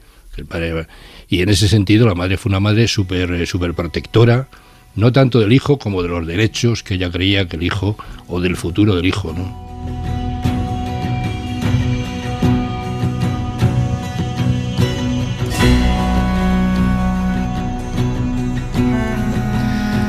Es la voz del historiador Fernando Martínez Laínez en una entrevista de hace varias temporadas aquí en Ser Historia, hablando de la figura de Fernando el Católico, uno de los monarcas más importantes junto con Isabel la Católica. Los reyes católicos ambos dieron pie al comienzo de la modernidad. Se suele dar la fecha, ¿no?, en 1492, con el descubrimiento de América, como ese momento de inicio de la época moderna en la historia de España. Los reyes católicos y sus locuras, publicado por La Esfera, es el nuevo libro de nuestro nuevo invitado, César Cervera. César, bienvenido de nuevo a Ser Historia. Muy buenas. César, lo comentaba yo ahora, ¿no? El inicio de la modernidad, de la historia moderna, viene un poco de la mano del descubrimiento de América, porque había que poner una fecha, pero también los reyes católicos hicieron un poco, pues mucho, ¿no? De su lado, ¿no? Para que en España se hiciera ese cambio, ¿no? Desde el punto de vista histórico y naciera prácticamente España tal y como la entendemos en la actualidad, ¿no? Sí, es que en el año 1492 realmente hay una concatenación de acontecimientos que, bueno, yo creo que no se ha dado en la historia de ningún país, ¿no? O sea, tenemos la publicación de la gramática de Nebrija, tenemos la llegada a América, tenemos la expulsión de los judíos, tenemos la proclamación de un papa español en Roma, tenemos se concluye ya la conquista de Granada. Entonces, bueno, pues es que realmente hay unos hechos que bueno, son abrumadores y dan pie a un tiempo nuevo totalmente para España y para la cristiandad, ¿no? Porque hay que tener en cuenta que antes de la llegada de los Reyes Católicos la cristiandad estaba arrinconada en Europa, ¿no? Se había encontrado que ya no tenía llegada a estos mercados asiáticos, ¿no? Se estaba quedando asfixiada y son los Reyes Católicos los que van a señalar el camino para un nuevo continente y para luego posteriormente llegar también al Pacífico. Además, tuvieron la coyuntura, ¿no? De enfrentarse a un momento convulso, como sucedía, ¿no? A lo largo de toda la Edad Media. De la península ibérica estaba formada por diferentes reinos. Estaba Castilla, estaba el reino de León antes también, estaba Navarra, estaba Aragón. Bueno, pues supieron, ¿no? Compaginar y hacer encaje de bolillos para que todos más o menos poco a poco fueran yendo de la mano cuando no se unieran, ¿no? Sí, para empezar se encuentran en una Castilla que está sumida en una serie de guerras internas, en un enfrentamiento constante entre nobles, donde la corona tiene una debilidad crónica, donde realmente tenemos a reyes como Juan II, el padre de Isabel la Católica, que literalmente está siendo secuestrado por los nobles, ¿no? Que está en manos de ellos. O sea, ya no políticamente, sino físicamente estaba en castillos de la nobleza. Y se van a encontrar en un panorama muy complicado, tanto en Castilla como en Aragón, y van a tener que avanzar, van a tener que surfear en esta ola de violencia. Y muchas veces se dice que ellos erradican la violencia en Castilla. Yo creo que eso es una quimera, es imposible erradicar completamente la violencia que estaba imperando en ese momento. Ellos lo que consiguen es tomarla y usarla para sus propias empresas. Es un momento convulso, pero todo empieza, tú lo explicas muy bien en tu libro, con la muerte de Alfonso XI, el rey de Castilla, en el año 1350, además por una circunstancia que bueno, pues acució, ¿no?, a gran parte de la población en aquella época, a mediados del siglo XIV, con la peste negra. El rey murió de peste también, y eso hizo cambiar un poco también, ¿no?, el devenir de los acontecimientos y el futuro de lo que luego a la postre sería la historia de España. Sí, pasa en toda Europa. Estamos en un siglo, en un momento azotado por las epidemias, azotado por el hambre, por una situación económica mala, tanto para Castilla como para el resto de reinos europeos. Y de esta muerte pues va a surgir un rey, Pedro I, que para muchos es un rey muy, muy poderoso, para otros es un rey muy débil.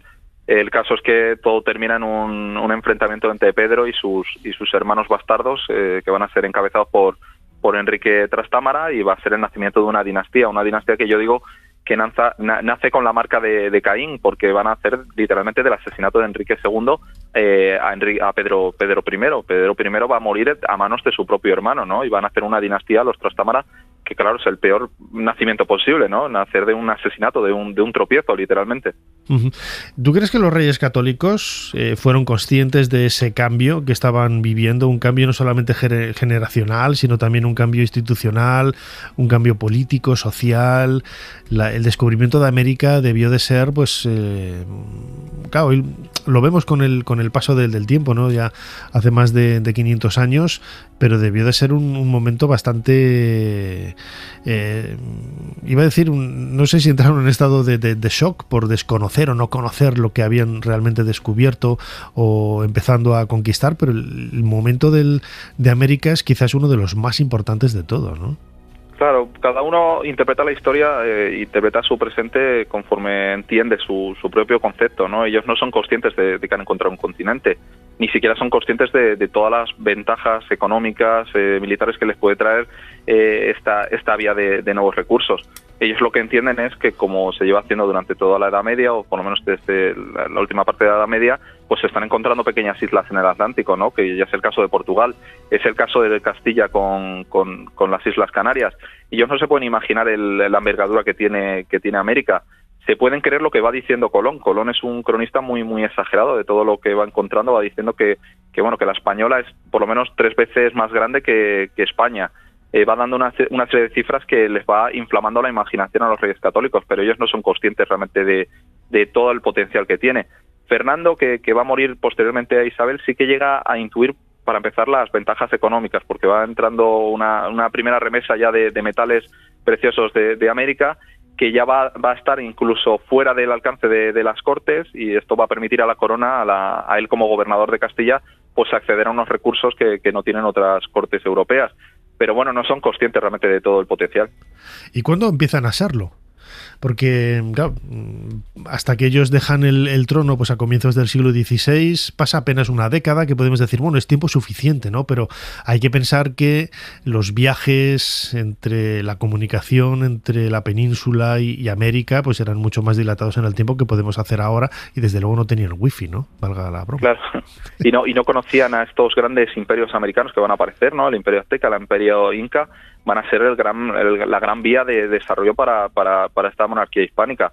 Para ellos lo que se está convirtiendo eso es una exploración de una serie de islas de la zona de las Antillas y del Caribe, que realmente pues da unos pequeños réditos económicos. Para Fernando cada vez son mayores, porque él sobre todo en su relación con Aragón está muy encorsetado, está muy bloqueado políticamente, y todo lo que son los recursos de Castilla pues le permiten tanto llevar a cabo las empresas castellanas en sí como las empresas aragonesas, ¿no? Pues todo el proyecto de Italia, toda la conquista de Nápoles la va a financiar con recursos castellanos. Va a hacer que la política exterior de los reyes católicos sea la de Aragón, no la de Castilla.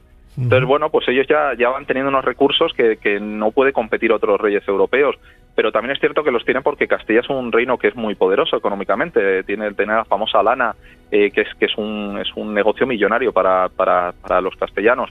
Entonces, con estos medios sí que van consiguiendo avanzar tanto en sus empresas atlánticas, que las pueden financiar sin ningún problema, muy lejos del mito de que tuvieron que empeñar sus joyas, porque que este era un reino muy pequeñito, muy chiquitito, y no había dinero para hacer una expedición. La realidad es que no solamente hacen una expedición, sino que hacen muchas más. Después del primer viaje de Colón, rápidamente despliegan una expedición todavía 5 veces más grande que la primera. Entonces ellos tienen muchos recursos para desarrollar empresas que para otros reyes europeos no tienen posibilidades. Has hablado de mitos. Yo tenía aquí una pregunta que te iba a plantear. Yo no sé si los reyes católicos tienen también en parte su propia leyenda negra, ¿no? O por lo menos la familia, ¿no? Con la manida historia de Juana la Loca, que realmente no estaba loca, que muchos historiadores ya en los últimos años prefieren referirse a ella como Juana de Castilla, ¿no? Quitando ya ese apelativo de la loca, que es también, le viene dado un poco por ese contexto del momento, cuando al parecer se la quiso apartar del trono, ¿no? Sí, yo con el tema de Juana entré en el libro, cuando empecé la investigación, empecé a escribir el libro, pues entré con mis propios prejuicios, mis propias ideas de lo que le había pasado a Juana, y la realidad es que yo tengo que reconocer que conforme escribí el libro me encontré todavía más preguntas, más dudas. O sea, yo terminé el libro con más dudas sobre cuál es el estado mental de Juana, porque y esto le pasa también a los personajes contemporáneos, ¿no? Personajes como el rey de Inglaterra, como Enrique VII, también se preguntan cómo es que cómo se dice que está loca esta mujer. Él llega a decir que nunca ha visto a una mujer tan cuerda como Juana la Loca. Y entonces, para mí es muy difícil responder a la pregunta, porque yo creo que no eran capaces ni siquiera ellos de responderla. Para empezar, puede ser que fuera una locura que fuera transitoria. Tenemos que tener en cuenta que en el paso de muy pocos años va a fallecer su marido, va a fallecer su madre, van a fallecer 2 hermanos suyos, un sobrino suyo.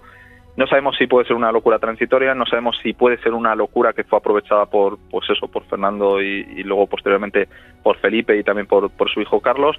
No sabemos la naturaleza exacta. Yo no soy capaz de mojarme definitivamente, porque también sí que encuentro comportamientos muy extravagantes por parte de Juana. Ya digo que puede ser algo transitorio, pero es muy complicado de abordar el misterio histórico. En cualquier caso, es una época boyante, ¿no? Esos finales del siglo XV, comienzos del siglo XVI, no solamente desde el punto de vista político, sino también cultural, ¿no? Hace Hace poco hicimos un programa de Ser Historia en el Teatro Cervantes, en Alcalá de Henares. Hablamos un poco de la historia de la universidad, del cardenal Cisneros. El reinado de los Reyes Católicos quizás tiene como elemento llamativo que convergen, ¿no? Se unen en el tiempo y en el espacio personajes realmente pues sobresalientes, ¿no? Como este cardenal Cisneros, que tiene también sus partes oscuras, como tienen todos los personajes históricos y tenemos absolutamente todos, pero que también dieron en la tecla, ¿no? Para poder conseguir grandes avances, ¿no? Como la fundación de la universidad, desde el punto de vista intelectual, cultural. Todo ello supuso pues un momento clave en la historia de España. Sí, es un acierto de los Reyes Católicos que ellos apuestan no tanto por la alta nobleza para que se encargue de asuntos políticos, sino que ponen el poder en manos de personajes como Cisneros, que en el fondo tiene unos orígenes humildes, que tenía una familia, era familia conversa, ¿no? Y pasa lo mismo con Talavera, con Hernando de Talavera. Pasa mucho que ellos apuestan por personajes que tienen una extracción humilde o de clase media y que no tienen este gran trascender histórico y que prefieren apostar por gente nueva, por ciudadanos nuevos, digamos. Y ellos apuestan por personajes que a nivel cultural pues son muy eminentes. ¿Cómo fueron vistos en su época los Reyes Católicos? Nosotros los vemos también condicionados un poco, ¿no? Porque en el siglo XX, sobre todo en la época de la dictadura, ¿no? Se les puso como abanderados, adalides de esa historia de España, pero ¿cómo fueron vistos en su época, en el siglo XV y XVI ya después? Pues lo que hay que tener en cuenta es que ellos van a dejar una nostalgia de reyes muy cercanos, de reyes realmente autóctonos. Realmente hasta Felipe II no va a llegar a España un rey que se críe en Castilla, que tenga una cercanía con los súbditos, y Felipe II pues tampoco es el caso exacto de los Reyes Católicos. En cercanía no tiene nada que ver. Los Reyes Católicos tienen la virtud de que cualquier castellano, cualquier aragonés que hubiera querido conocer a los Reyes Católicos de cerca se pudo haber acercado, porque es una corte itinerante, una corte que no para de moverse, que celebra audiencias públicas constantemente allí donde van. Además a Isabel le gustaba mucho escenificar cómo impartía la justicia, ¿no? Preparaban una serie de sentencias previamente y bueno, pues luego se hacía un poco el teatrillo, que se exponían las sentencias y se anunciaba cuál era el dictamen. Eran reyes muy muy cercanos y van a dejar una nostalgia muy grande de que entre los castellanos pues la idea de que han perdido unos reyes con los cuales se puede hablar directamente y se les puede pedir cualquier cosa. Los Austrias, por lo menos los primeros Austrias, o sea, esta llegada tanto de Felipe I como Carlos I no va a tener este efecto. Carlos I es un extranjero totalmente, es un explorador de una timidez extrema y además con incapaz de hablar el castellano, que bueno, pues va a aumentar la añoranza que había hacia los Reyes Católicos. De ahí se explica precisamente la rebelión de los comuneros, ¿no? Que en el fondo es añoranza de los Reyes Católicos. Hemos hablado en varias ocasiones aquí en Ser Historia de ese momento con los comuneros y los problemas, ¿no? que empiezan a surgir después de la desaparición, ¿no? de la muerte de los Reyes Católicos. Antes te preguntaba, ¿no? Por algunos mitos, algunas leyendas negras también relacionadas tanto con ellos como con su hija, ¿no? De Juana la Loca. Me viene a la memoria ahora también esa idea, ¿no? que ha corrido, ¿no? A través del paso de los siglos. Por una parte, la santidad, ¿no? de Isabel la Católica, que en varias ocasiones se ha intentado sacar adelante el proyecto, ¿no? para convertirla en santa, y luego por otro lado también esa historia que es más legendaria y que Alfredo Alvar me comentaba, ¿no? En alguna ocasión, también experto en esta época de la historia de España, que no hay donde sustentar, ¿no? el mito aquel de que Isabel la Católica no se bañaba, ¿no? y todos estos aspectos un poco más desaseados de su vida, ¿no? Sí, no, es curioso porque es un mito que es opuesto, es totalmente inventado, porque ella además resaltaba por tener unos hábitos de limpieza especialmente llamativos hasta para la época, ¿no? Se lo decía, se lo afeaba su confesor Hernando de Talavera, le decía que se bañaba y que se aseaba demasiado, ¿no? Para que prestaba demasiada atención a su imagen y a su cuidado personal. Es todo lo contrario, pues se ha creado esa imagen. Entiendo que es también parte de la propaganda de la época, esta propaganda entre musulmanes y cristianos, donde los musulmanes acusaban a los cristianos de ser poco aseados, y de ahí pues ha ido trasladando esta imagen tan negativa de la Edad Media cristiana, y bueno, pues al final Isabel aparece como el personaje más sucio de este final de Edad Media. Yo creo que hay un montón de mitos en torno a los reyes católicos, muchos de ellos muy presentistas, que hacemos con lecturas muy posteriores. Isabel la católica, que era feminista, bueno, claro, ella no tenía ningún concepto de lo que era el feminismo o lo que pudiera ser la igualdad entre hombre y mujer. Ella tenía otras ideas en la época. Otros dicen, bueno, es que era un personaje que eran personajes franquistas. Y dice, hombre, pues si no conocían el franquismo, no conocían lo que había en la época. Cada periodo tiene su propio lenguaje y su forma de mirar al mundo y de mirar a su propia realidad. Entonces yo creo que los reyes católicos, yo personalmente, todo lo que tiene que ver con pedir la santidad de Isabel, entiendo que, bueno, yo respeto lo que considera la Iglesia, que al final es una entidad privada y que ellos tienen sus propias normas y ellos decidirán lo que quieran, pero para mí está fuera de lugar la propia valoración moral sobre Isabel, si era buena o mala persona. Yo lo que entiendo es que se adaptó a su época y que tuvo que lidiar con unas circunstancias muy complicadas, y que además entiendo que no pudo ser una mujer cándida ni pudo ser una persona inocente que se dejara llevar por sus sentimientos porque se lo hubieran comido con patatas, ¿no? Porque eso le pasó a su padre Juan II. Ella decía que él se pasó la vida secuestrado por nobles castellanos. En el caso de Enrique IV no llegó a ser secuestrado físicamente, pero fue secuestrado políticamente. Entonces yo entiendo que Isabel nunca pudo ser una mujer cándida, tuvo que abrirse paso, pues eso, a empujones. Ya como última pregunta, César Cervera, autor de este libro Los Reyes Católicos y sus locuras, publicado por La Esfera. Estaba pensando ahora, ¿no?, que quizás en el conocimiento más popular de la gente cuando sales a la calle se conoce más la figura de Isabel que la de Fernando. Yo no sé si estarás de acuerdo con ello, ¿no? Fernando era rey de Aragón.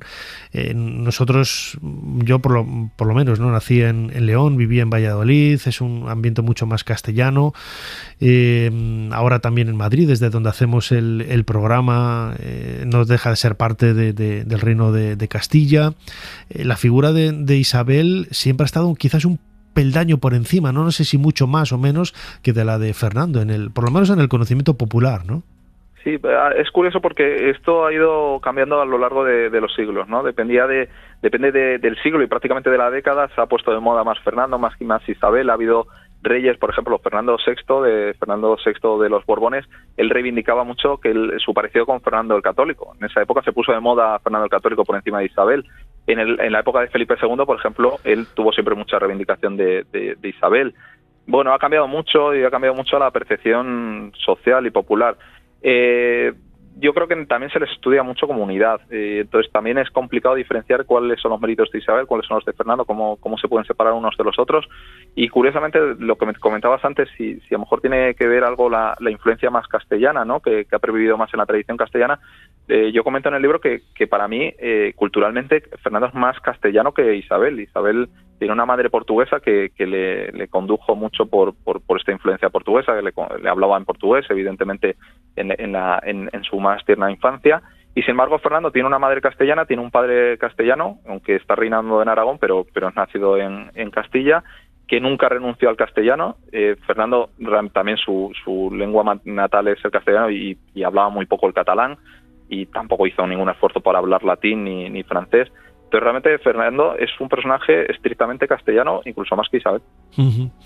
Son curiosidades de la historia, ¿no? Y quizás para sentar o para remover, echar fuera mitos que se alejan totalmente de esa realidad que nos ofrecen los documentos, los comentarios coetáneos, ¿no?, de esos finales del siglo XV, comienzos del XVI, cuando reinaron los reyes católicos en lo que a la postre sería España.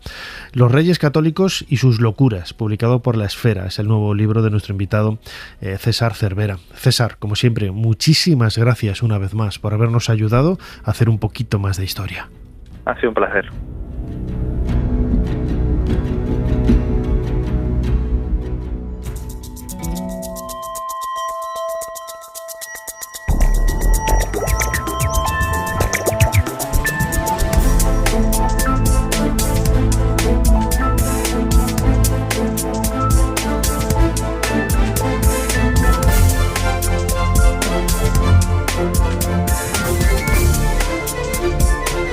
Hasta aquí este nuevo programa de Ser Historia, el 751. Recordad que lo podéis escuchar completo en Ser Podcast, la plataforma de podcast de Cadena Ser. Como siempre, Fermín Agustía estando en la producción del programa, Ana Caballero controlando las redes sociales y José María Sendra a los mandos de esta máquina del tiempo. Delante del micrófono, vuestro humilde servidor Nacho Ares. Les dejamos con más cosas aquí en la Cadena Ser. Hasta la semana que viene. Suscríbete a Ser Historia. Todos los episodios y contenidos adicionales en la app de Cadena Ser y en nuestros canales de Apple Podcast, Spotify, iVoox, Google Podcast y YouTube. Escúchanos en directo en la Ser los domingos a la 1:30 de la madrugada. Cadena Ser. La radio.